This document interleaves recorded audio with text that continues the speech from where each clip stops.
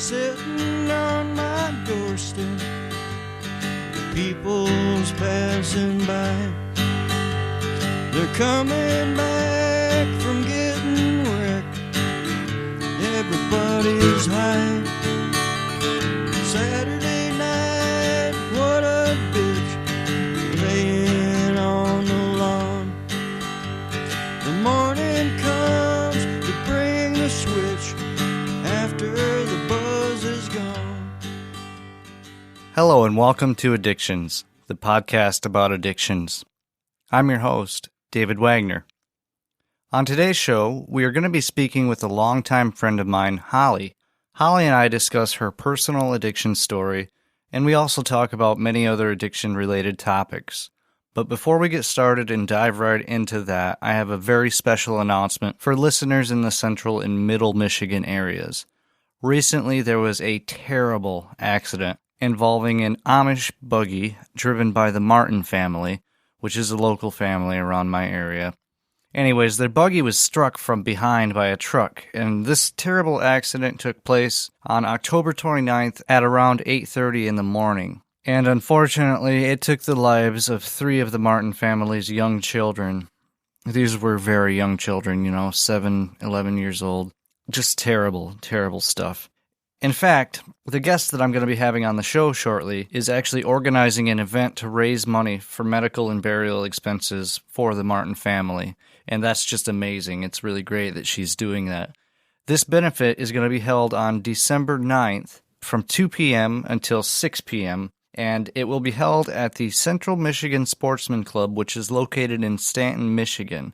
And if you can help in any way, donations, food, or cash can be dropped off at Harvey's Milling in Carson City, Michigan, and at the Blanchard's Thriftway in Crystal, Michigan. The Martin family tragically lost 3 children, so let's pull up our sleeves and help them out.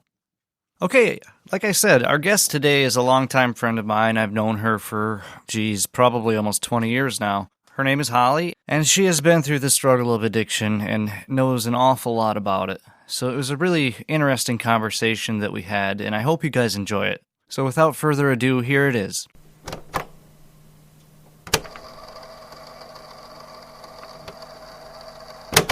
How are things going so far, Holli, in your recovery situation? Things are going really good lately in my recovery. One question I had right off the bat was, how long ago would you say that your addiction began? Like fully fledged, where you realized you needed it every day? Let's see. At first, I didn't think I was even... At first, I actually thought I was pregnant because I was feeling nauseous and just crappy. And then I talked to my ex's mom, and she's like, "You're not pregnant. You're going through withdrawals." Yeah. So, and I was working. I can't remember the exact time. I believe I was like 21. Yeah. So it's about 10 years ago. Yeah. My addiction started like full-fledged. Yeah. And now, how long have you been in recovery? I've been in recovery for 4 years. I've been going to a methadone clinic for 4 years. For a while, for the first year I can't remember I would take Vicodins once in a while. Yeah. And so I can't remember the last time I took a Vicodin, but I know I've got at least 3 years with, just the methadone. Yeah. Every single day on the chart that you can mark down that I haven't taken these opioids, that's a win, definitely. Yeah. And we've all done some pretty terrible shit just to get our fix. I know I have. Everything from stealing, from selling my prized possessions, addiction does nothing more than, it's a short-lived escape. It's kind of how I see it, Yeah. Yeah. I don't know about you, but for me, my main reason for using was I was really depressed all the time and unhappy with how unsuccessful in life I had become, and felt like I'd wasted almost 14 years of my life in relationships where I should have been focusing on me and my career. So I was in a place where my mind was like, the opioids provided an escape. Yeah. So for in your situation, would you say it was kind of the similar situation? Yep, it was around. My ex at the time, his mom would get morphine and he was an addict. And it was an escape. I was depressed, just not right mentally, and it was around. It was there. Yeah. Yep, so I used, and then eventually it became physical dependence, and then after that a mental dependence. For that physical dependence, it doesn't take long. I'm not sure which one occurs first, but, with the mental dependence, it's crazy because I can remember quitting and then thinking in my head, man, just one last time. I'm going to go out with a bang one last time. Yep. And that's such a stupid idea because going out with a bang and taking a large quantity of these pills, that's just going to raise your tolerance and your withdrawal is going to be like 10 times worse. And yeah, I've always thought, like, I used and you'd go through the withdrawals. And now when you relapse, if you use for like 2 days, it still seems like you go through them withdrawals, even though you've done drugs. 2 days. Yep. So you're always going to go through them, and maybe it's the mental because you've been through it before. But yeah, and it seems like they're just as bad every time. Yeah. I would agree. I think certain substances like, say, hydrocodone versus methadone, those withdrawals are definitely a little bit different. One's more extreme than the other, but that's because methadone has like a 72-hour half-life. So yeah. It's going to take a lot longer to fully get out of your system. Norco's more like 8 to 16. And yeah. What substance did you first start out on? What was your first drug of choice? Let's see. I had dabbled in, like, recreationally used some oxys and then meth on the weekends. Yeah. Like, when my addiction started, I was taking morphine because it was prescribed to my boyfriend's mom at the time. It's there. So, then we had them a lot. And then if we didn't have that, we would we would do oxys, we would do the morphine, and then eventually that led to heroin. Yeah. Yeah. It's cheaper. Yeah. It got to the point, Holly, where I was spending $5 a pill for Norco 10s. Yeah. I used to get 120 of them every month for free for 5 years straight. Yeah. And they expect you to not get addicted. I know. Okay. It blows my mind, literally, right out my ass. Because it does. It's so messed up. And now they're trying to do stuff about it, but the people they're still prescribing it to are still going to get addicted. Yeah. And then they just cut them off. I heard a statistic the other day, and I think it was in the American Journal of Medicine or something like that. But they were saying that at this point, if you're prescribed opioid painkillers on a semi-medium to long-term range, you've got about a 25% chance of becoming a full-blown addict. Yeah. That means for every 4 people, you're going to get one major addict. Yeah. Who might pass that on to others. Yeah. Because in my situation, and I hate to say it, and I carry a great deal of guilt about this, but when I was getting my prescriptions, I was probably fueling the beginnings of several people's habits by being generous with my pills. Yeah. This is a fucked up problem that needs to be addressed. It is, yeah.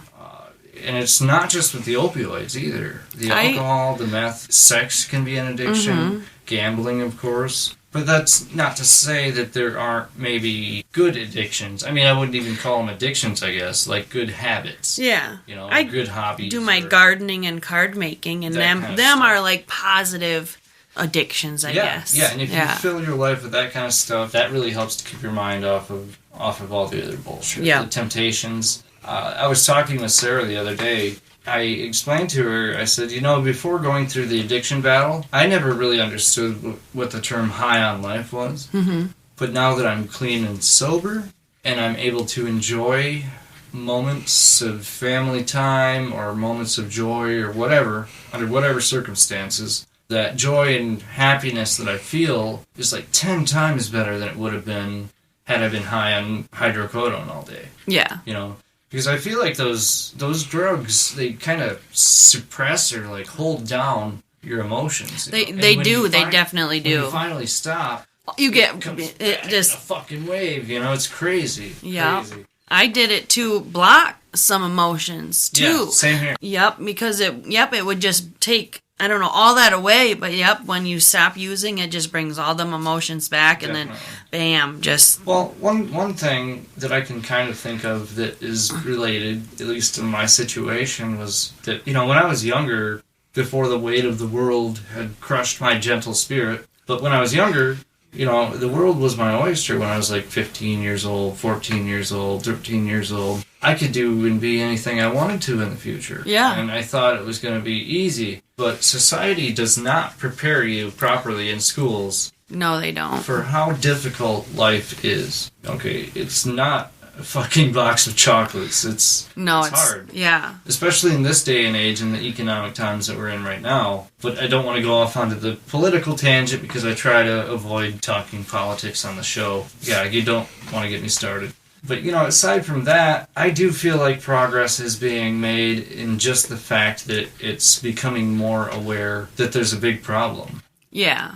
If we don't do something, it's going to snowball even further out of control. Yeah. And that really worries me. You know, having a child that, you know, you think about your children's future and you'd hate to see this happen to a kid. Yeah. If you could give any sort of advice out there for anyone that's currently in the depths of addiction and struggling and actually wants to get clean, what sort of advice would you want to give? Let's see. For those addicts who actually want to get clean, I would seek out help, because you can do it alone, but having help is a lot better. Having a support system. I had a support system, even though they didn't agree with my addiction and they still don't understand it, they're still there to support me being clean, you know, in my recovery. That's unconditional love, man. Yep. And even if you don't have family, I mean, I don't go to NA meetings, but there is people there that can help you. Some of them just go, I think, because they have to, but there is them select few that will actually help you. I did used to go to the meetings because I had to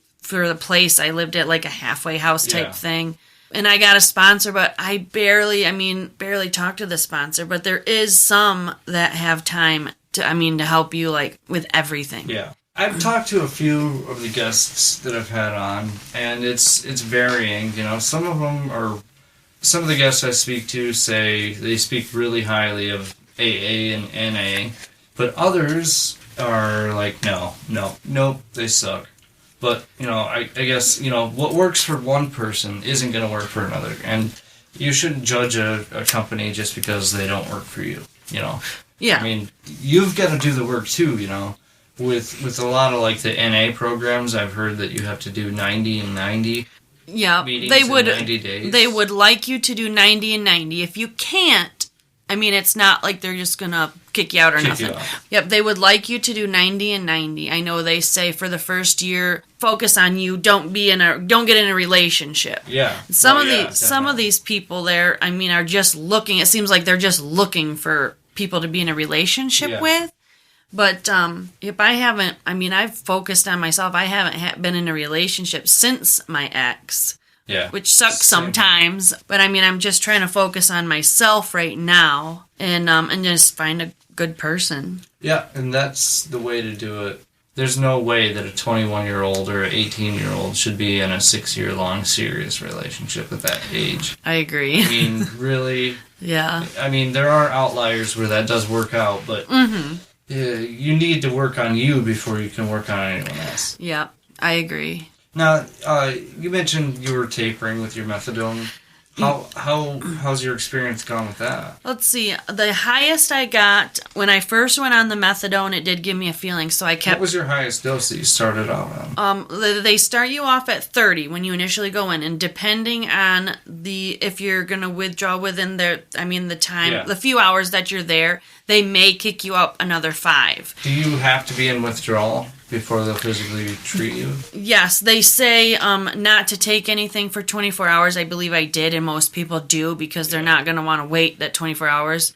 But they won't if you're showing signs of, like, if you're nodding out and stuff like that, they're not going to dose you. You would go up every couple days, like I think it was like 5, or it seemed like 5 at first, but then when you got to a certain point, it was every 3.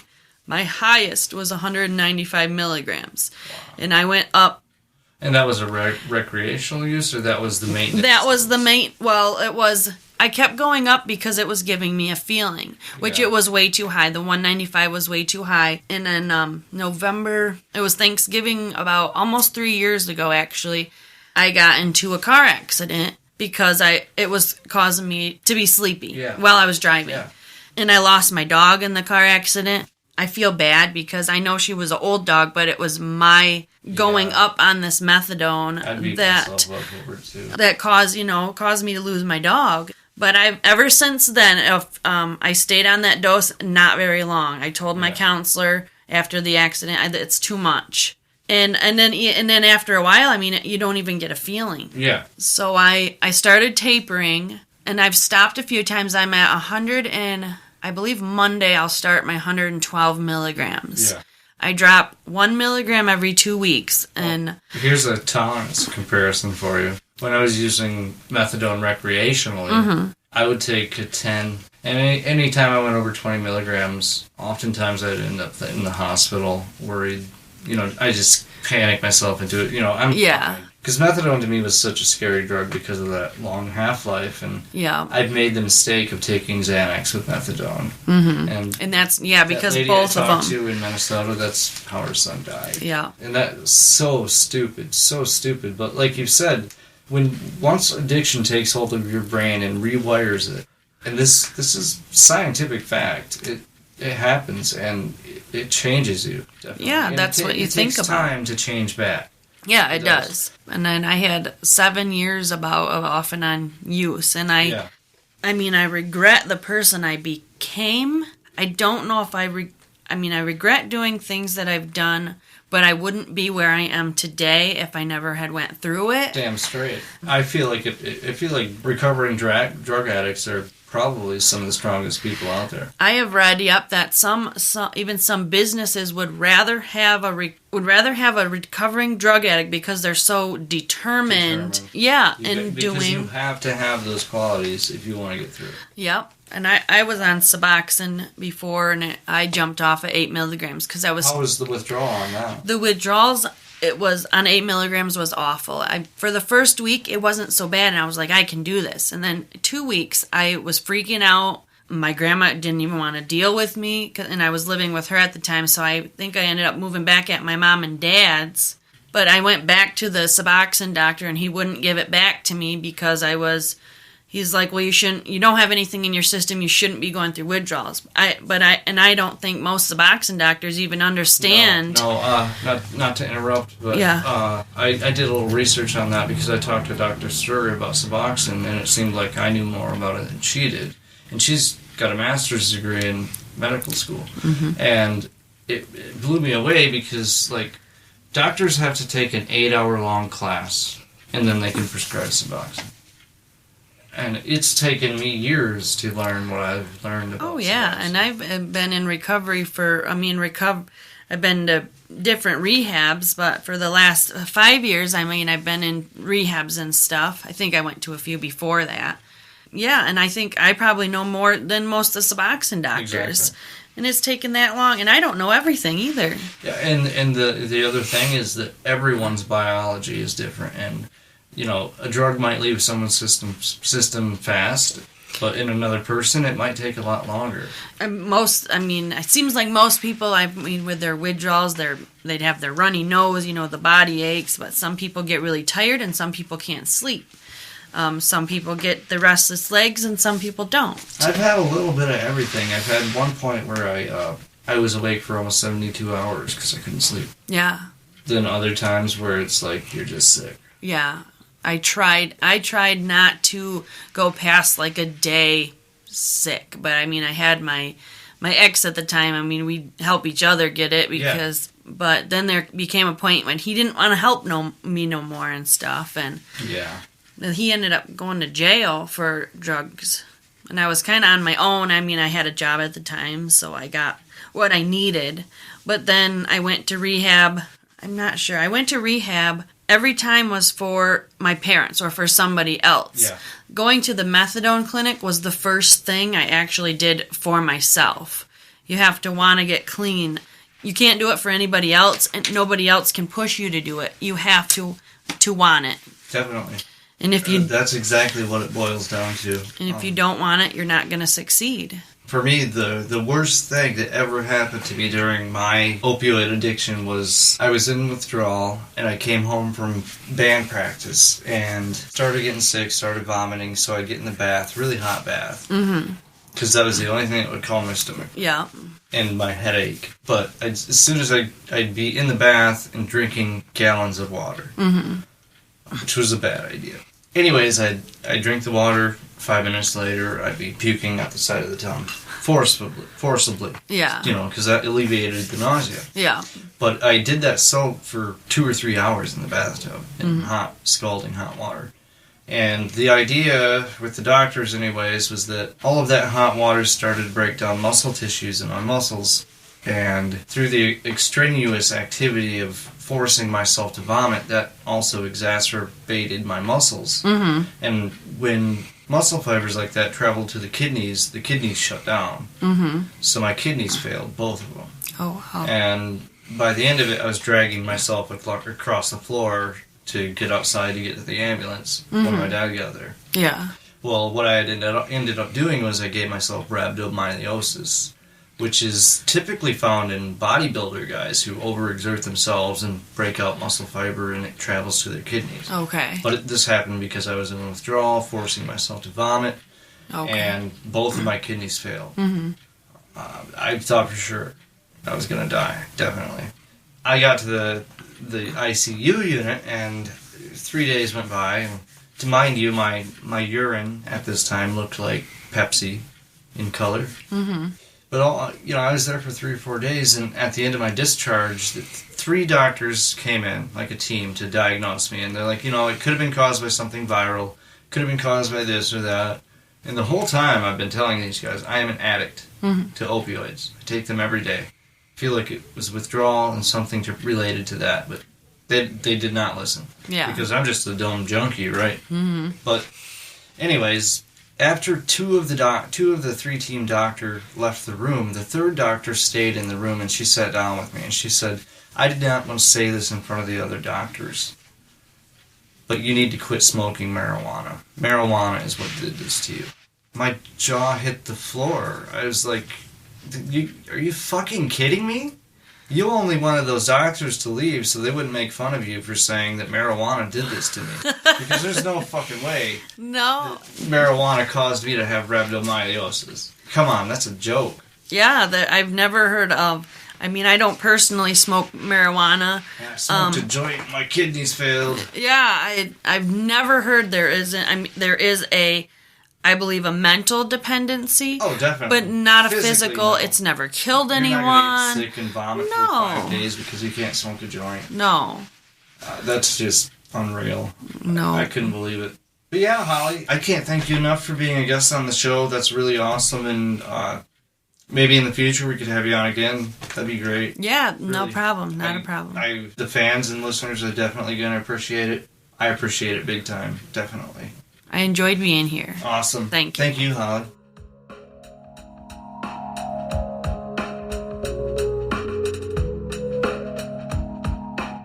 Well, that's going to wrap it up for this episode of the Addictions Podcast. I hope you guys all enjoyed that interview, and I can't thank you all enough for listening to the show. It means an awful lot to me, so thank you all from the bottom of my heart.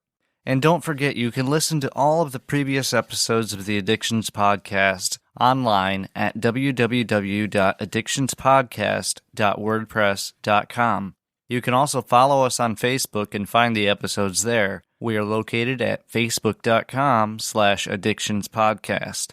Again, that's facebook.com/addictionspodcast. And if you guys really love the show and really want to help support what we do, visit www.patreon.com/addictions to learn more. Again, that's patreon.com/addictions. Again, thank you all for listening, and never quit quitting. Sundays you prayed, Uncle John, you poisoned yourself last night. Mary slapped your friend Tom, you got in a hell of a fight. Monday comes and it's back to work, the week seems so damn long. The weekend's past, you're still a jerk after the buzz is gone.